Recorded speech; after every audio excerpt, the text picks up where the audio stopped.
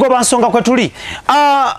Olowooza ekintu kiyinza kugibwawo kitya okuba nti gundi Honorable Rocha Sentamu yali ayimba olumu mukotinga mu luyimba lwe ng'agamba nti after okulunewe kabaka wedde abantu beesike mu mikono beegwe mu bifuba obulamu bugende mu maaso. Can we achieve that? Yanga kawedde mu mazima lwaki temwesika mu mikono?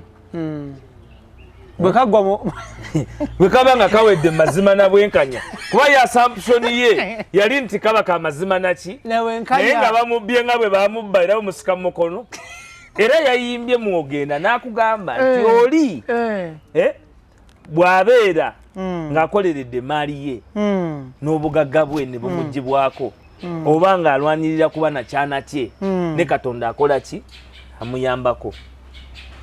Ebyobugagga babirwanirira munaye Mukasa ne mu Bayibuli ebyobugagga bakola ki babirwanirira. Kakati gwe toyinza lowooza nti bayinza okubba akalulu ate n'osika omukono mwakubbye akalulu kuki kali ku free and fair process yali agamba wabula so si kano. Wanyaga akalulu gwe n'okacanga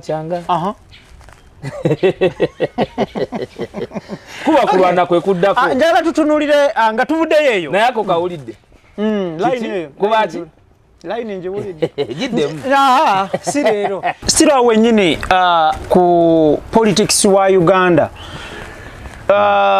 waliwo ekibiina ekitaba ebibiina by'obufuzi mu ggwanga Uganda iPod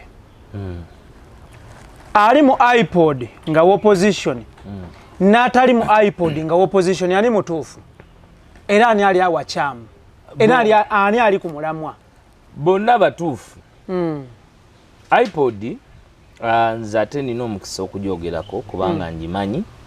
iPod yatandikawo mu 2010 era ekyatandisawo iPod kyatandikibwawo ekibiina ekiva e Denmark kibayita NMID nga iPod mu kutandikibwawo yatandikibwawo ku musingi ogw'okuteeseganya dialogue. Era ekigambo iPod kiri inter-party organization for dialogue. Kibiina kyakuteeseganya. Kakati ne kikanya nti kyali kigenda kutwala abantu abo si ebibiina byonna ebiwandiise mu Uganda naye ebibiina ebirina representation mu parliament nga lirina ababaka. Bw'oba n'ababaka mu parliament osobola okugenda mu umbrella ya iPod. Kakati NMID nga yevujjirira enteeseganya ezo naye ebyatondezebwawo iPod mu 2010 lwaki iPod yateekebwawo nga tuvudde mu kalulu ka 2010 waaliwo ebintu bingi nnyo ebyali ebikyamu ebyali mu kalulu era eggwanga katono nnyo ligende mu butabanguko kubanga ojjukira mu 2011 era afterwards twalina walk to work.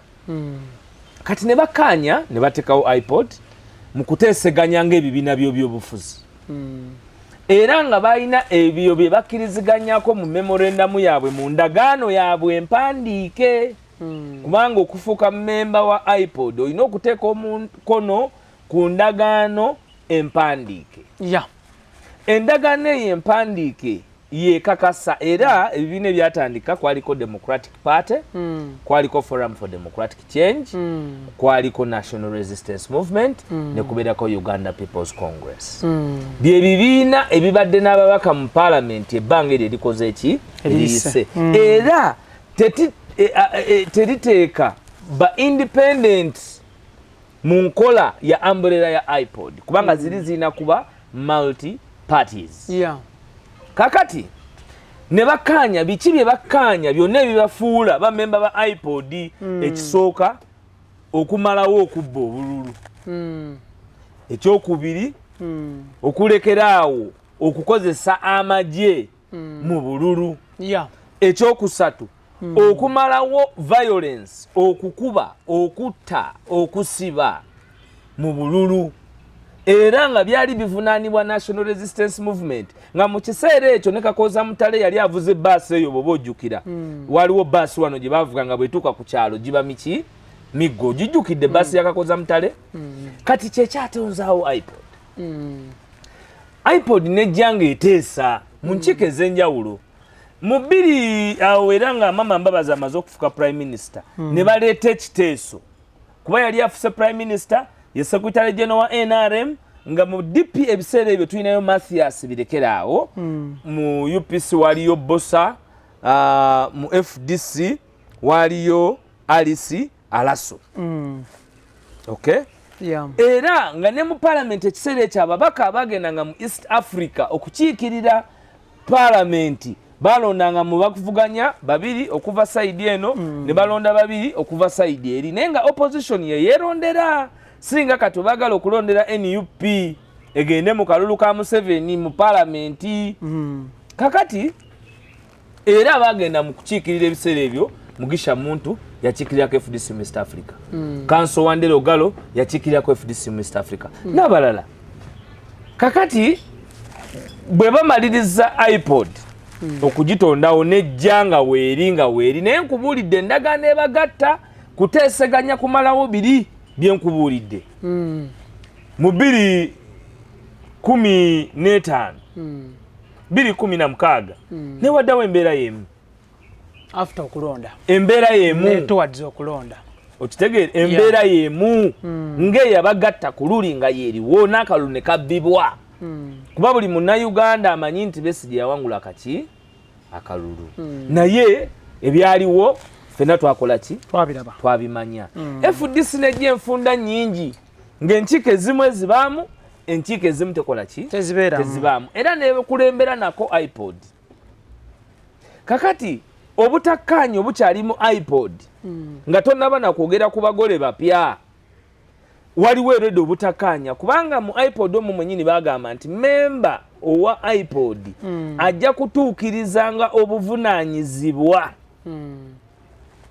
nti olukiiko omu bw'ataabengamu omulala taakole ki ebiteeseddwa tebijja kuba byansa ng'omu tali mu lukiiko enkiiko ezizze zibeerawo nga FDC teziriimu nnyingi kati ekyo kikugidde ebibiina nga naddala nze kyenjogerere ekya National Unity Platform okwetaba mu mazina ago kubanga waliwo bingi ebikyalumira mu iPod si nti kikyamu si nti tetwagala dialogue naye waliwo ebirumira abaffe tulina abasibe abasukka 500 tulina abasibe abasukka 1,000 nga bali kitalya tulina abasibe abakyala nga Olivia Lutaaya nga tebalina musango tulina abasibe abavunaanibwa okwambala enkofiira eno ng'akabonero naye nga kayero bakambala nga ba Andrew Mwenda bavuga helikopita z'ennyonyi ng'abantu bano babakuulamu enjala babalaawa tebaliddamu kuzaala abalala babatta nga litanabukenya tetusobola genda mu lukiiko n'abantu bano even God cannot accept a meeting organized by the devil ne waba ayagala nnyo yo gibaamu to forgive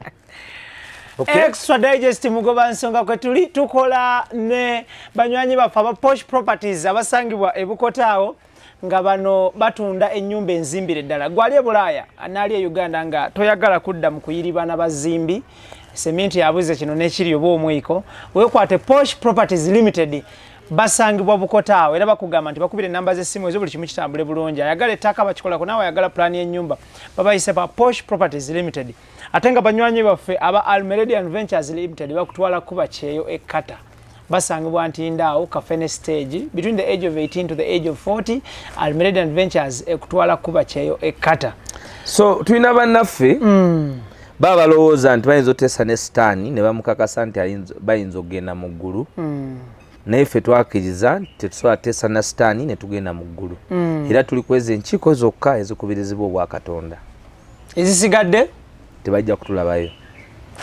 eyo nga tuvuddeyo oyogedde ku nkofiira eyo ekyali monopole ya force baddamu ne bakkiriza okwambala enkofiira eyo because ame yavaayo ne gazeti ame majje g'abannayuganda sigaabwe nga bw'owulira abantu baga owning oli n'ayogera nti ame is Uganda ame is Uganda tobola batali munnayuganda tabera majje ga Uganda era bwo bogengera bakusaba ennanga ame is Uganda they work for us they don't work for themselves ekyo kye bayogera mu biseera ebyo kyali kimenya mateeka ate ffe ebbanga lino tubadde tuzambala nze mbadde njambala tokimanyi nkulaba ne Museveni akimanyi njiyineeka era akimanyi njambala naye ayagala asiga akatengo mu bannayuganda abasigadde abasigadde bonna ayagala akabasigemu akimanyi nti nyambala enkofiira ne langi n'ewaka era amanyi nti nzigula ne nzigabira n'abalala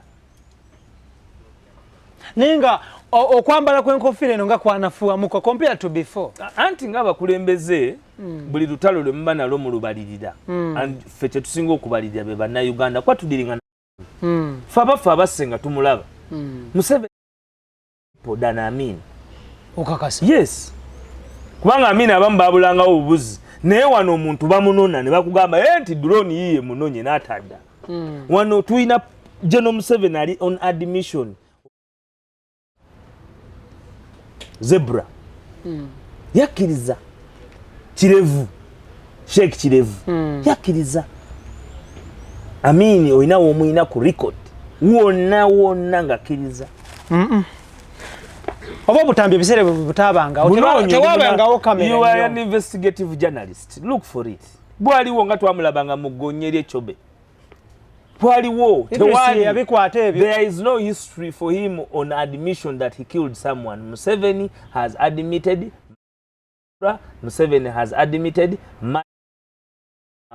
this man Sheikh Kirevu and they have admitted murdering 54 people November 18th November 19th yakyogera ku mawulire era akabinje kyatukola obubi nti yakakulembera ye yafa General Kechi kuba yali amutugambi abalala batatugamba naye at least kubaliwo tumanyi nti muhozi waali n'abalala enkofiira eno ekyalina relevance gano maanyi g'abantu gwe okutegeera relevance yo ngikwambaze kati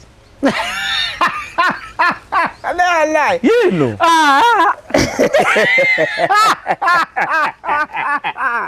kuba maanyi gayo okugawulira jambale mungi kuwe ojambale ndi mu maanyi g'abantu nze muntu maanyi sengaga nkofiira kanso ngambye bwe nti nze nzikiriza gw'amaanyi gayo bw'oba oyagala ogawulire kanjijje ku mutwe guno mutono kamera ntono eziriwo olimbulira after 3 days amaanyi gayo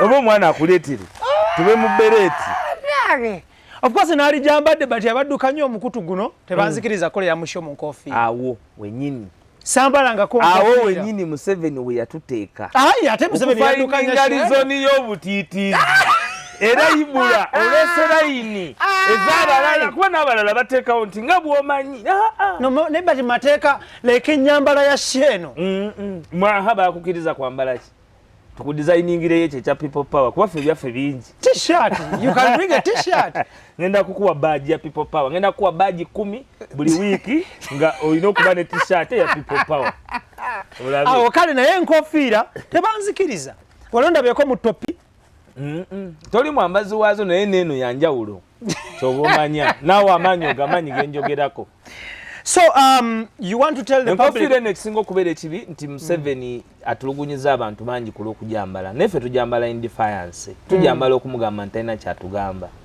talina omukulembeze w'eggwanga talina bangamba omulaba mugambe nti talina kyatugamba nga musanze nanga omulaba nga mujjewa muti gwe okukuta eyo n'omulaba naye musajja wange alaba jjajja bakuwa ekifaananyi tosaba Museveni oli mugezi nnyo gwe yibula Museveni ekifaananyi basaba kisabe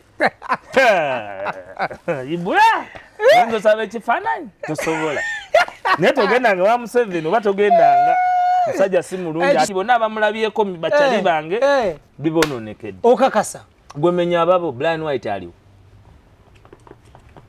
mwali bula mwali obimanyi gwe oli wa street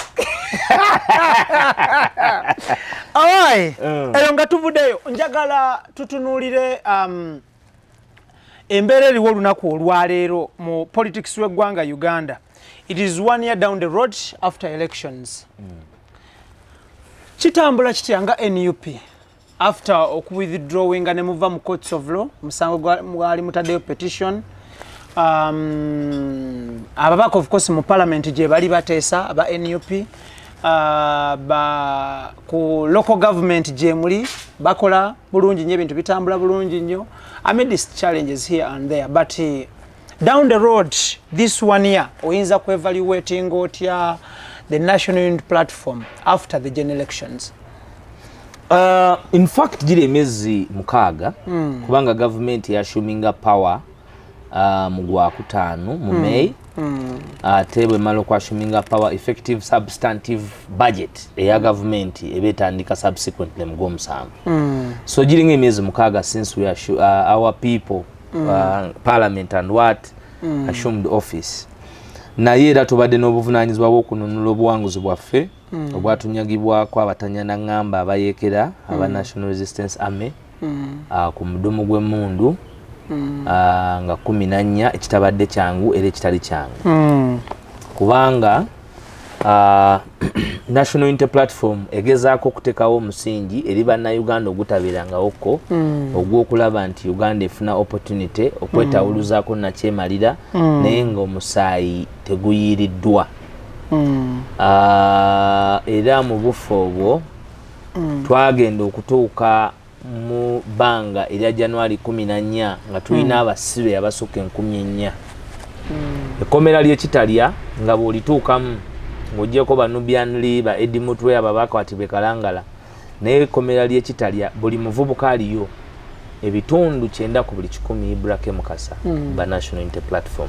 Abaana bano balangibwa bwemage tebalina musango kubanga ebintu bye twetabamu biri constitutional biri mu mateeka nti constitution egamba buli myaka 5 wanaabangawo okulonda naye ekintu ekigenda okunzita nga nnumwa ekintawaanya buli lunaku kwe kubanga example eno njiwadde nnyo naye it is what comes from my heart. Nubian Lee ya nominatinga Kyagulanyi Nubian Lee oyinza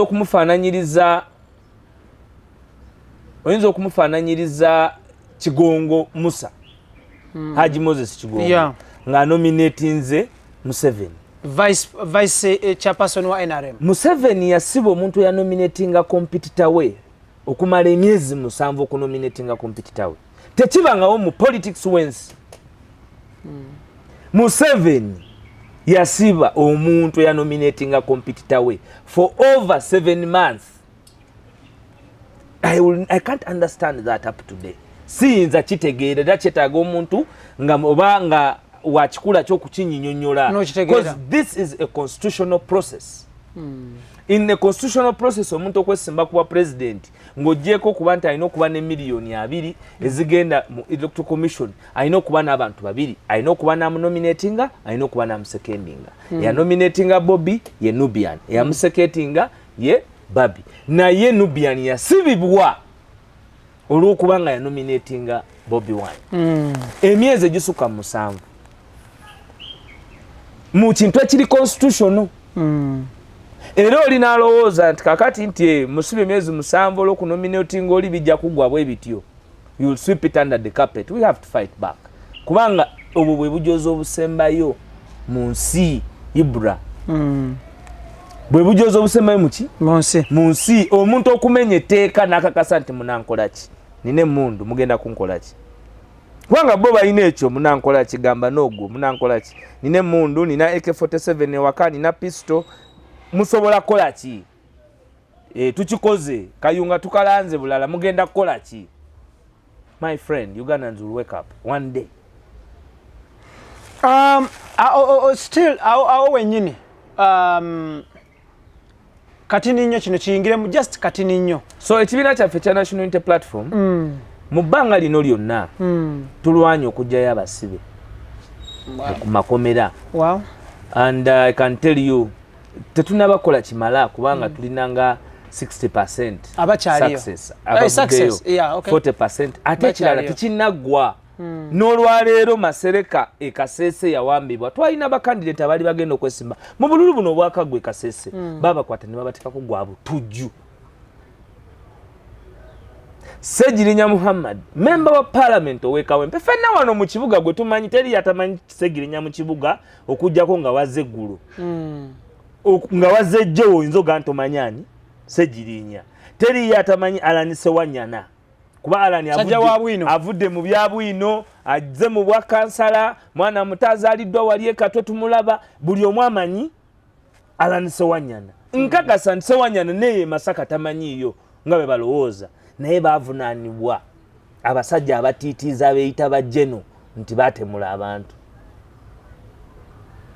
bajjeno abatiitiizi kubanga bati they are cowards. Any soldier who fights with a civilian is a coward. Total coward. Absolute coward. Chimala. Chimala. Baba coward. Batitizi nnyo. Era nze sirabangayo obusajja bwambala uniform bujjeno butitizi nga buno. N'okwata Ssegirinya.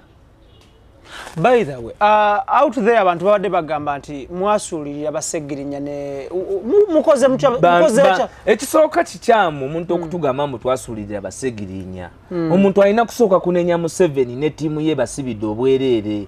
Tewaliiwo kye tulina kukola kituufu. Ekituufu kiri nti waliwo omuntu amenya amateeka asibye Ssegirinya ne Ssewanyana ne bannayuganda abalala ng'abalanga bwemage. Tewaliwo NUP kyerina kukola. Tukole ky'okugamba nti tebalina musango.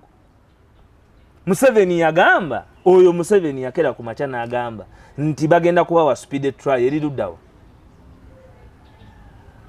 speed trial terabika teriyo. The person who killed abe Masaka bamanye yatta abantu abo nti be bana bali mu government kubanga bakyogera lunye tetuyinza kukibuusa maaso bakitugamba. Mukasa, you are only a student of history.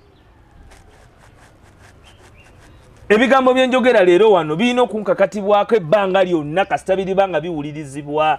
Lwaki ffe twerabira abantu bano be bazze batukola ne batugamba? Why do we want to assume that we are not? Why do people want to assume nti ffe tetubawuliriza? N'akugamba nti ye mu gavumenti ye mu ntegeera ye tewali walina vision mu b'emyaka gye era ne mulinda abalaga omusika. Totawaana. Omuntu agambye nti bendi nabo bonna kati Ibula yeggwe host.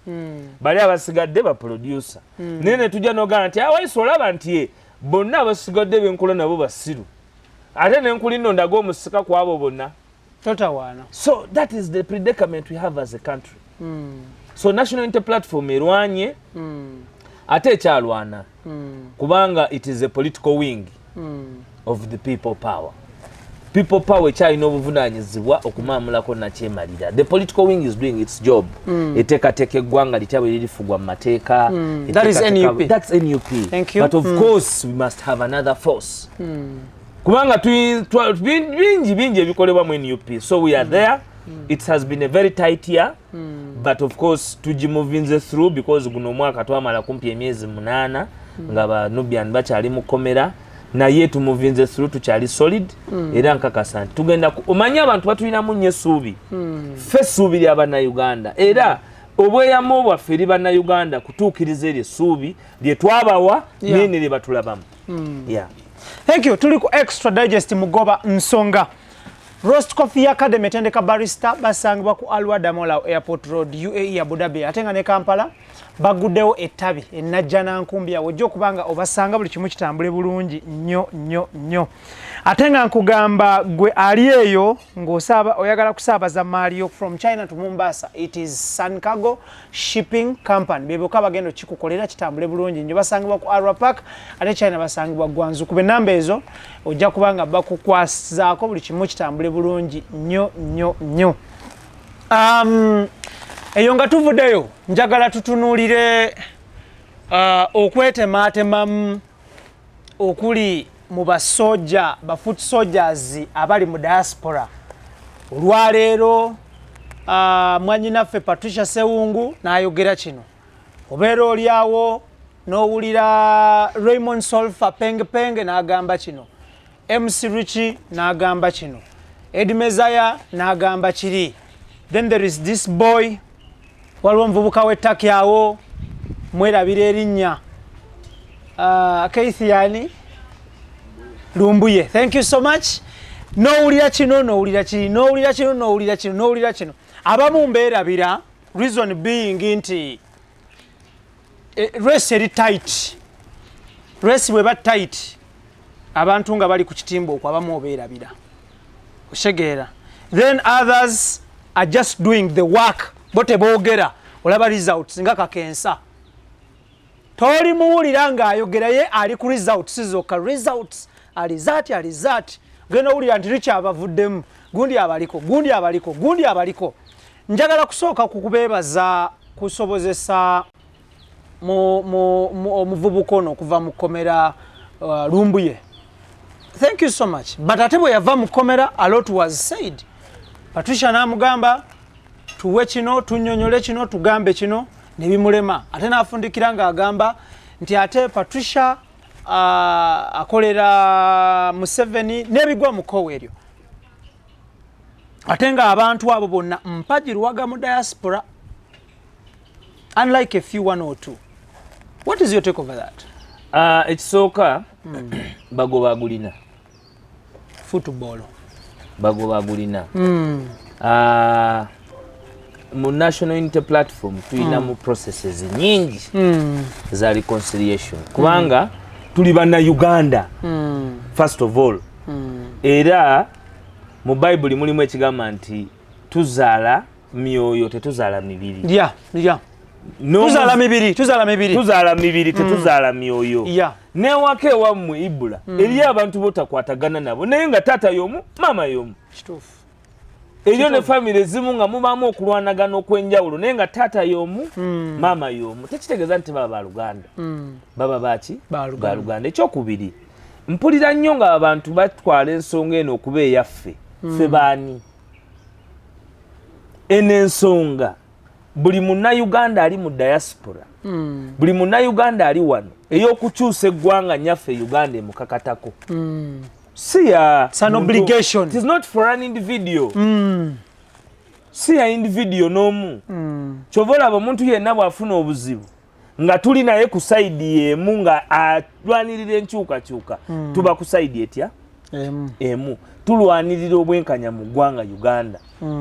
Diaspora byebimu ku bintu Kyagulanyi byakoze okulaba nti n'abantu abali ebweru baweebwa omwaganya okuteesa butya bwe tuyinza okukyusa eggwanga lyaffe kubanga diaspora yaliwo mu 2010 nga weetuli diaspora yaliwo mu 2016 nga weetuli osanga eyinza okubeera yalina bye yali etambuza naye nga si ya muleere etunga eno kubanga ekirala generational vision bearer waffe kyeyaleeta mu politics wa wano okujjako nakyemalira is to empower everybody to be empowered okusobola okuzanya party ye gy'asobola okuzanya so obutakanya mu balwanyi tebubulamu. That is why wabeerawo disciplinary committee, wabeerawo reconciliation meetings, wabeerawo ebintu ebyenjawulo naye buli kintu ekigwa mu National Unity Platform kiina engeri gyekiblowing ennyo kubanga kiba kikutte ku ssuubi ly'abantu kuba nkugambye nti ffe tulina essuubi ly'Abannayuganda abantu Lumbuye bwe bamutunuulira bamukiririzaamu kubanga alina essuubi lyatuuse li Bannayuganda lyotayinza kujjawo alina Bannayuganda baaba nga bo buli bwabanyonyola ensonga ez'okujjako Museveni gwe baategeera tosobola ekyo kimujjako so oyo naye otambula naye n'otambula naye because aba azanya paati ye nga nze wendi wano kati okuzanya ki paati yange ne Patricia Sewungu mu bufu bwe bumu naye alina abantu bamugoberera era ng'ayongerako paati ye okay naye mukulwanagana sojera musalutinga nnyo Patricia mu ntalo z'okulwanagana abantu beerinnya mu ngeri ey'enjawulo nze nali nasamba ku mupiira mu training ate owuwo n'akutemeramu n'olwala okay naye nga oluusi aba takoze eki agenderedde so twongera okuwaya ne bannaffe tekiri ku kulwanagana kwokka naye n'empisa butya bwe beeyisa kitukakatako. Oyogedde ku bakomrade abalala mpulidde oyogera ku bakomrade abalala mulimu abantu abaatya mulimu abaatya nga bo byafuuka bya musaayi nnyo ne batya mulimu abaalya okay nga bo omuliro gwayitirira ng'ate omugaati weeguli then ne mbamu abatakakasa omanyi kankuwulire mulimu abagaa nti bino byaggwa kati kyekiriwo tewali kiriwo katudde eri tufune ze tufunye kuba ne twali tulwanirira tekyakola ki abo bangi naye era olugendo n'oluwendo olutuusa omuntu mu nsi ensuubize luba ne beruleka gwenze kyenkukakasa kiri eki you can take this to the bank history is on our side tugenda kujjako Museveni take it to the bank era olileta kamera ezo ne bwoliba wakyenda ndizigula n'enkuzza n'enkugamba kino nakyo kimbuuze twamujjako kubanga every generation has those who are born to do what has never been done. Of course. It is 40 years for another generation to rise up, fight and liberate our country. And we are going to do so. We are here, I'm telling you, we shall fight back. Yeah, definitely. Definitely. Okay, lastly ngatunze of course ogambye abamu baali abamu bakola chi and blah blah blah abamu bakyali ku course abasinga obungi bastardizing a cause because balowooza it's over. It's not over, my friend. We're gonna do this to the end. Tetulina kirala kye tusobola kukola. Nze okuva ku makya paka lwaggulu mba nkola mulimu ogwo kujjakaani Museveni nkola omulimu ogwo ne bwe tutandikidde wano tetudisikasinze bulamu bwange naye nga bwaninyumidde abantu okay naye tulina obuvunaanyizibwa obw'okujjako Museveni. So our comrades in the diaspora, I want to use this very platform tulwane nnyo ebitono ebitutuuseeko ng'abantu tubigumire munda tusooke tugguse kino because buli bwe mwerinnya we don't want to be nti ffe bennyini ate ffe tusarendaringa abajaasi eri fosi ya Museveni tekibeera kituufu. Ffe tulina okuba nga tugattako naye nga tetutoolako. Kyetugamba nti ebikolwa byaffe ffe okudetermininga ani owa Museveni ani atali wa Museveni. First of all, ekibiina kya National Unity Platform njagala otegeere Mukasa nze ne bwe ndya ssente kati owa Museveni president amanya tosobola kuba network. Hey, you can't be a president when you do not have a spionage. Kyetwasooka okuzimba and we built it watertight. Awo nyini by the tugirewo ekintu kibagamba nti gundi bagira batya abagamba nti struggle mwagitunda mwagiryamu olukwe it is no more. Eyagula mpewo. Hey. Ate ayinza okuba yagula n'ababulooka. Nga bannannyini baayo teyabatuukako. Gwoyinza ogula wali nti not for sale. Oba obuze mpewo. Kakati Mukasa gwe ebbanga ly'ommanyidde meka z'ayinza okumpa. Ku values kati sigenda kwogerera wali bonna kubanga abalala bayinza okuba tebamanyi but I have been with you for some time tulidde mu sowaani etya you know a little of my values how much can that guy give me era sente meka zampa ne zizaawo bwakyabazinga nga tebutataganyiziddwa sente meka zampa ne zitereze waffe eruuka ebyamalwaliro sente meka zampa you see wano government efuula abantu abagaga ate nga government njavu that's the biggest problem we have.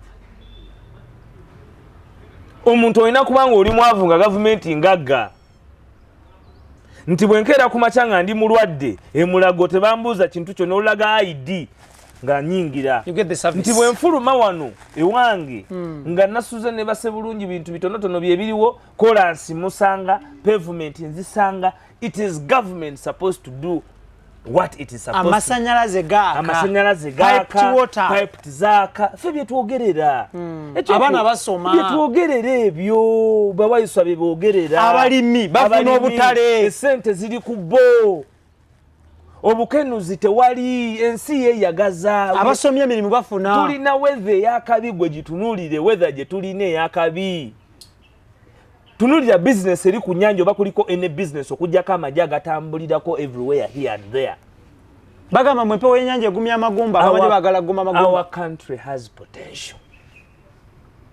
We have only been unfortunate to be in the hands of inexposed people. But we have a lot of potential. Our capacity has not been tetulina we twamuvinze n'akamu kubanga twafuna a very very very very unfortunate tukugamba twagwa ku kizibu myaka 36 no progress at all. Nkutemetemedde ensi bwe zimuvinze gende Kigali it's the destination bagamba mbwe genda kuba Singapore kyokama economy ya Kigali eri There are ate bino biri mu statistics. Eyawa nerietia. Bwa. Ogambye eyagula struggle yagula mpewo. Kati ogule ki? Tu balwana nnyo kati ogifuuleyo ebigambo nti yagulwa. Bweba yagulwa tetukanyiza kale yagulwa mutuwe kololo nga 31. Kyagulanyi mumuwe kololo. Akole ki? Gwe mumuwe kololo nti ajja kuba kololo. Olaba amaanyi g'abantu. Museveni kyasinze okukola era kyanoonya buli lunaku kwa isolatinga Kyagulanyi n'abalwanyi ba struggle.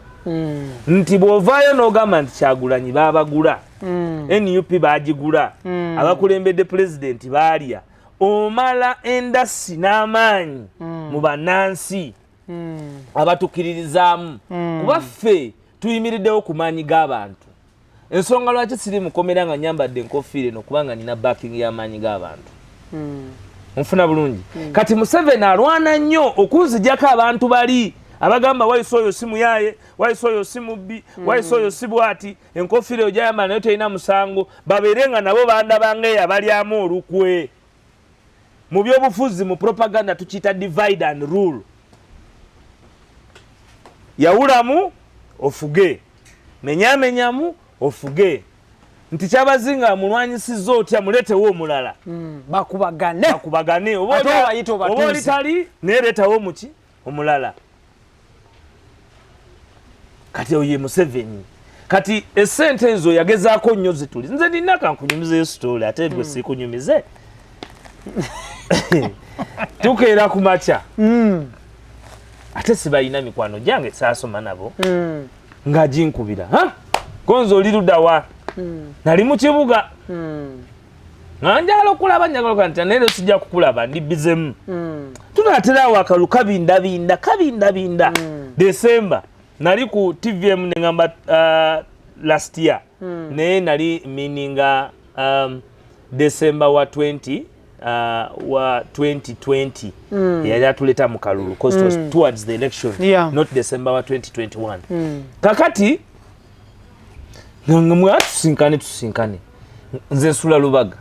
Tusinkane wanguwe nga bwemanya ebyekibuga toki tugitambuza wewe tusinkana amangu ate obi alumnayi sirinawo buzibu nga tusinkana ku kizimbe ekimu awo mu kibuga Makerere kyaka ki nantula mu Signals V8 nali sisuubira nti n'okuvuga kati gyakola ki gyavuga ngamba nti awaiswe kiriwo nti bantumye naye mabegezo ziraba nti lukaaga sirweru nti lulwo kasitoba nga toddamu kutambula na Kyagulanyi tugenda kulangirira kubaka bwa parliament sente zizo ffe kyetukwagalako kyokka nemugamba kati genda obagambe nti ffe twagala katiba akazikuba temwagala katiba kazikuba ffe twanona katiba muganda wange gwe nkulabikira nga ayagala kutwala eminofu ndi ku katiba. Keith Kanabi nkutumiddeko nnyo. So omuntu yanalowooza okutugula nze ndowooza nti tereera olindere tukutuukako kumamula wewagamidde kubanga we tujja. Alright, akataleke kalasire nga tuwunzika. Kitutte ebbanga nali muto nga nkyabeere wafaawe ensambya mu barakisi. President Museveni n'alonda General Katumba Wamala abeere ssaabaduumizi wa poliisi. Bwe yavaako actually Katumba Wamala asikira afande John Kisembo oba Kisembo IGP Kisembo either way muso okunkollectingamu eyo.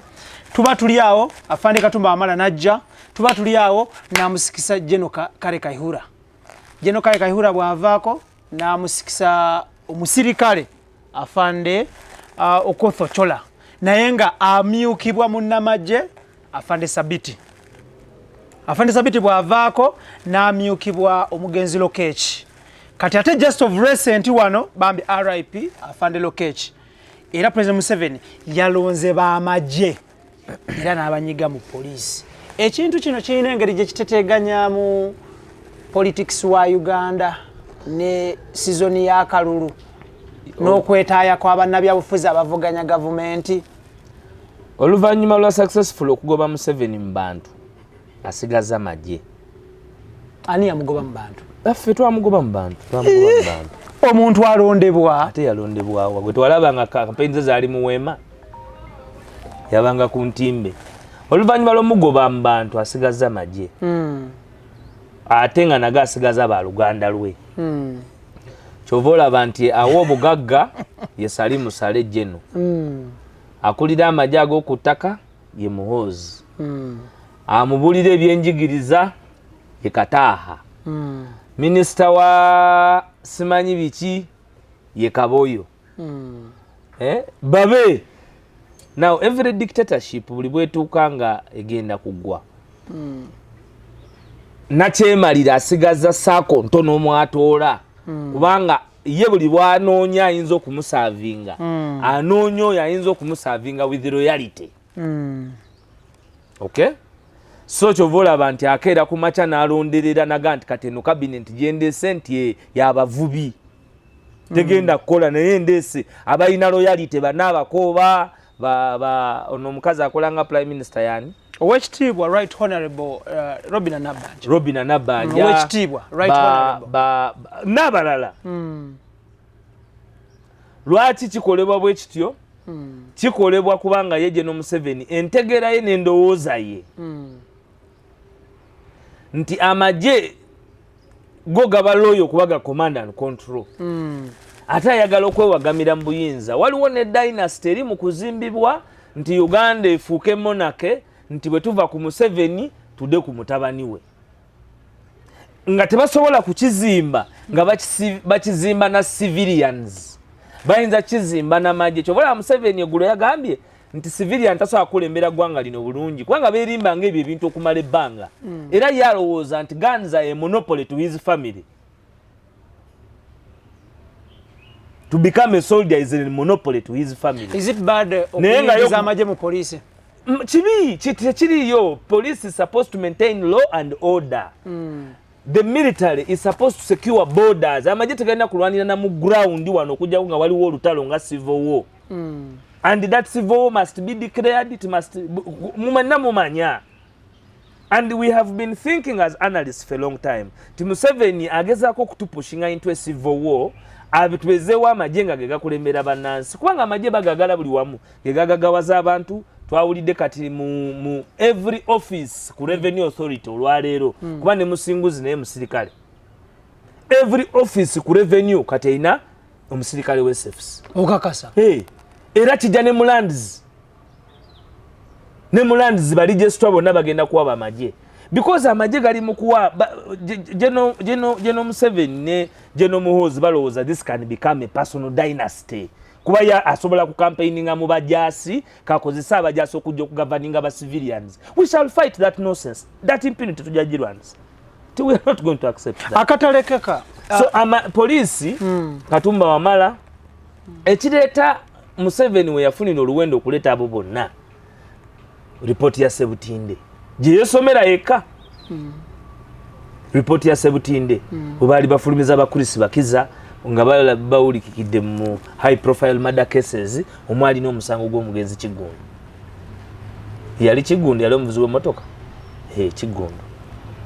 So poliisi ekigiteesaamu amagye Museveni tekyekakasa bantu balina mundu nti bakyasobola okumukubira saluti ebbanga lyonna.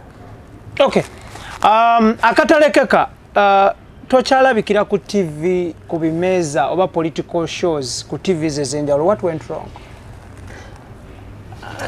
TV ezimu ndabika bwenzibeerako first of all kituufu bwe mbeera ku TV ezimu wabeerawo obunkenke bungi nange bwe mba ndaba ku ba presenters abamu ku ba producers naliko ku Urban TV ne baswitchinga off internet link era abaana ne baŋŋamba olulala prime minister kubukedde yakuba essimu nga mukambwe nnyo ku presentation ze zange nanti awe nali nkyaziddwa ku Baba TV juzi bagyeko n'amasannyalaze so waliwo clamp down ku National Unity Platform olw'ebyo bye twogeranga bya mazima naye ffe tusigala tutwala obuvunaanyizibwa okwongerayo obubaka era n'okutambuza obubaka. Thank you. Kale tetugenda kubanga tusukkawo nako lwaleero, njagala kwebaza but still tujja kwongera okubanga tukunoonya. Bantu badde batusaba tukuleete, so tetutunuulidde gyazaalwa, buyigirize bwe asomeddwa, ebyo ndabikobera Luuka, ebyo ajja bituwa. That is mu ibbanga ky'okuva buti Luuka kambikuwa emyezi 6 okuva buti. I'll give my entire profile mu January, kitegeeza mu mwezi ng'ogw'omukaaga oba ogw'omusanvu njakweta waka bona bamogeko obabuze byoyenda okole kinense mame, kubanga abantu abasinga bandogera ku nga tibandiddi. So ndakuida ni tiimu yange eno tuleeta ebyuma byonna tukola omulimu ogwo. Omukaire namugeera aida kusangala ino okubabonako. My grandmother is still there. Namugere Esther, very beautiful, powerful woman. Good. Okay. So thank you so much, Idris Lukwago, Daniel Mugoya, Keith Kanabi, Anthony Senabulia. Thank you so much. Anjala kwebaza obuddebwo okukkiriza n'ojja ne tuwayamuko. Bannayuganda abawangalire emitala w'amayanja, I salute, n'abawangalire Kampala bala program eno. Thank you so much. See you next time. Nange kansibule. Oyala kutumira kubatu? Sinza kutatumira, njagala kutumira president wange omulungi, omwagala w'abantu, His Excellency Robert Kyagulanyi Ssentamu Wakabi. Salute. Eggulo yakoze amawulire togabuuziza bannayuganda guno omukutu munene. Yasinkanye General Olusegun Obasanjo, former president wa Nigeria, era yabadde ne president we Zambia, HH. Bubonero bulungi nti tulina omukulembeze asobola okukola international. Babadde batongoza akatabo Expensive Poverty mu Africa ne aid etya bwebeerawo bwekozeseddwa obubi na butya buyinza okukozesebwa. Kikulaga nti tuli mu kwetegeka. Actually bwe yavuddeyo mu kutongoza akatabo ako n'agendako ku ssomero lya His Grace Primary School erya Ali Mawale. Omusajja waffe Ali Mawale. Na blessing essomero eryo n'agamba Ali, somesa abaana ba Afrika. Abaana basome. Somesa abaana ba Afrika. Ali lwakubeera oli wala naye nange nandibadde ndeeta omuyizi. Kubanga Ali musajja ebbanga lye namulabako ettono nga ndi e South Africa awo. Musajja ayina morals ez'enjawulo. First of all, he's a straight guy. Ali legit. We bateri agamba nti eyo si Yeah, I admire him so much and I am humbled to be close to him as a friend. Salute. Assalamu alaikum Alima Kalanda Lugo ne management yo bwe muddukanya essomero lya His Grace Primary School au e South Africa. Mbagaliza birungi byerere.